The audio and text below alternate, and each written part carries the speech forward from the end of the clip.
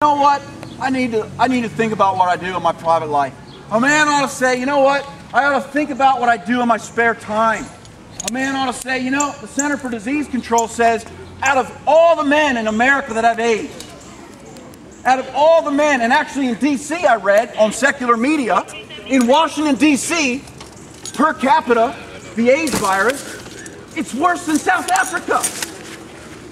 So when we come along and say this lifestyle's dangerous, and you laugh and you mock and say, oh, but you know, anybody could get the virus. I'm not disagreeing anybody could get it. But when we promote it and tolerate it, we're now culpable. We've now been helpers in something that is taking lives. You say, oh, preacher, it doesn't hurt me. Just let them do their thing. Can't you just go? Don't you have something better to do? You know, there's a little wedding chapel, I think it's in New Jersey or Maryland, and the Methodist Church, they owned it, and they used to say on the boardwalk, out looking over the sand, beautiful sight, hey, you want to rent our chapel? Come on down. And so two lesbians show up and say, you know, we'd like to go and use your chapel for a marriage ceremony. Well, the church said, you know, we can't do that. Good morning. Good morning, sirs. We have a verbal complaint for the formal complaint filed against you. Okay. Okay, for noise. Okay. Which right now is a violation of the city ordinance. Okay. Okay. Do you have your identification with you?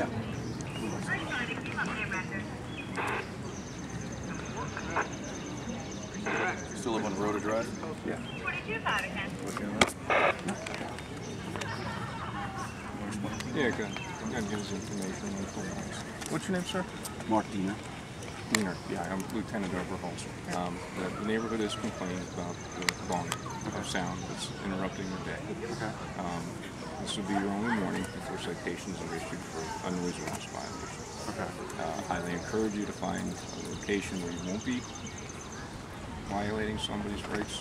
Okay. There's Is it a 50-foot rule? Is that the rule? It's 50 feet? Or if it travels across a public property line, which is the home on Northwest End Avenue. And that applies to preaching? It applies to noise. Okay. It's volume. It's not the content. It's all about the volume. So it's strictly a volume. Mm-hmm. You guys don't have a copy handy here that I could point out? Of the ordinance? Yeah. I did not bring one. I mean, I didn't think you were carrying anything around, but I didn't know if there was a way that someone could provide it, maybe, or I mean, I'd be glad to provide it. I don't have it with me today. But when you bring any business cards like a fool. I remember. That I could, yeah. I'm in full agreement. I'm not going to give somebody a hard time when I sit there and enjoy the coffee and all that.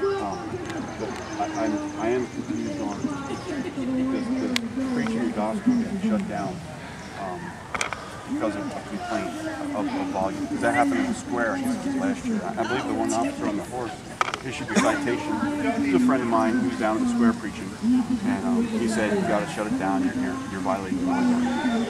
And it went to court, and Randy Wenger, a Christian attorney friend of mine, he represented in court on the noise ordinance and whether the preaching was allowed because of someone complaining. And actually, the street preacher prevailed in that. Now, that was my, coming here today, thinking that was my understanding. And Randy had sent a letter to, sent the letter of intent saying, look, you're just going to show up, be on the street, the public sidewalk, where we're understanding that as the protected area. Now, yes, I understand the complaint, but does that complaint then trump the freedom to preach on the street today? Is that what you're saying? well, I'm saying that we have an equal protection for those who wish to preach the gospel, such as you're saying you're doing. And somebody who's trying to enjoy a morning with his wife, whose birthday it is, and all that type of thing.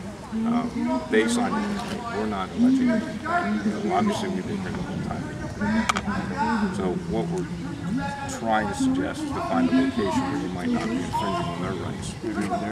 Well, I mean, if it's not going to impede their day, then you're welcome. You're absolutely welcome to. We did block down the street. You know, there are going to be a few cars coming and going because the neighborhood is not being shut down. So we're permitting our staff to allow. Right. There shouldn't be any through traffic. The buses have been rerouted. The whole nine yards. Yeah, last year was a mess. Everybody's choking up right here. Yeah, so we wanted to assure safety, you know, and everybody's civil rights. We didn't want to infringe on anything. So there's plenty of options around the park. You know, there's two entrances to the park. And Say I would go to a different location.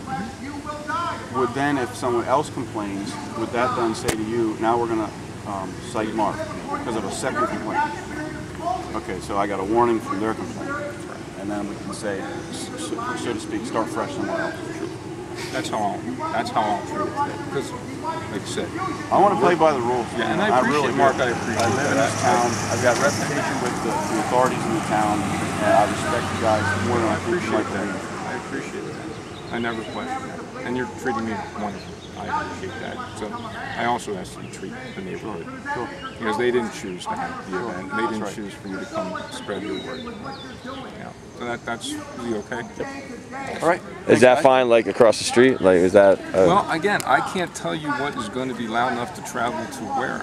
All right, let's ask him. In my opinion, would be wise and choose a little bit further distance from the person that's complaining. You say it's right here.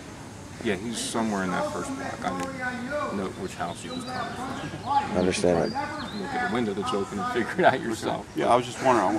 I want to make sure I'm not stepping on toes. I want to go somewhere where it's making an attempt. Yeah, I appreciate that. And if I could assure no traffic would be coming, go out the street, but I don't want to go there.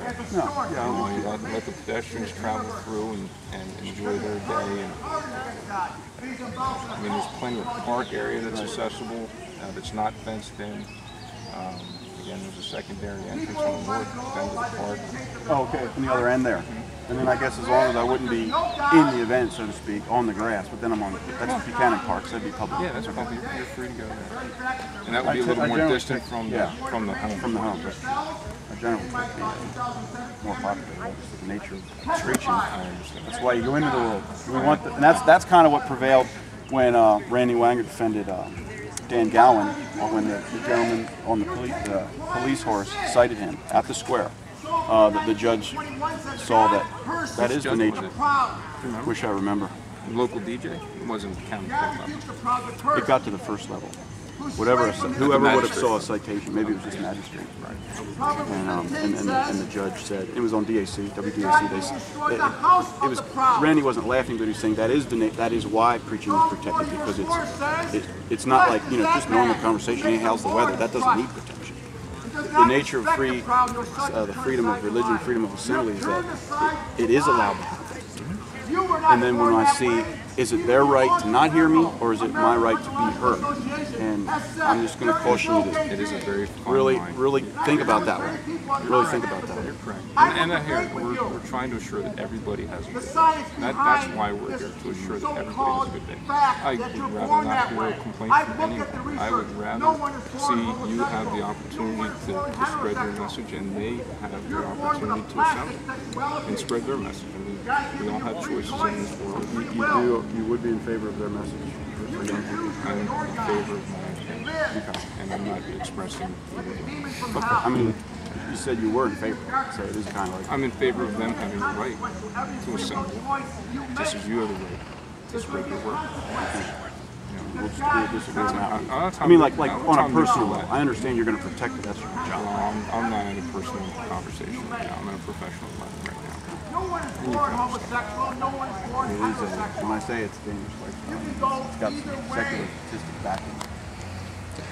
Maybe we go across the street, probably. Yeah, that's fine. Just so you know, I'm about to go quell him here in a minute too. Oh, somebody complaining about him? Yes. Who's that then? The same person, maybe? Absolutely. Wow.